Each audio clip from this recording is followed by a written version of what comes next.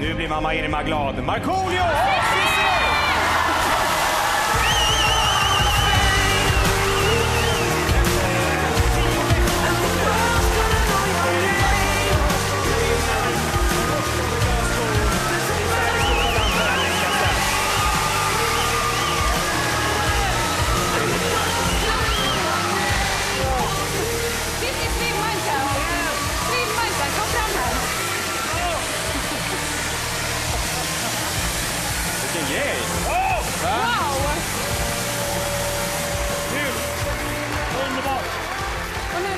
Spelet också, så känner du inte hyra med den. Ja, visst vet du. Kan köpa något fint till mamma.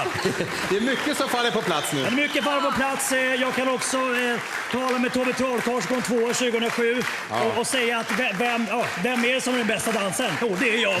Helt enkelt. Det är kanske det som är stjärnan. Och Cissi har varit fantastisk alltså med koreografi och läst av mig när jag mått dåligt eller varit glad. Och så här, hon är grym.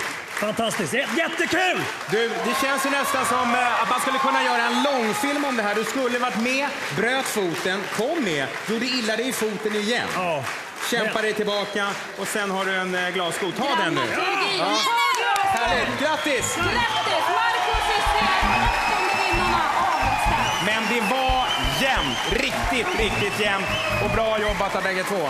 Vilken rysare. Tack David för den här säsongen. Jag gör sista Afterdans nu. Ja, men gör det. Och tack ni som har tittat varje fredag. Vi är säkert tillbaka här på dansgolvet nästa säsong. Ha det bra och trevlig sommar. Hej då!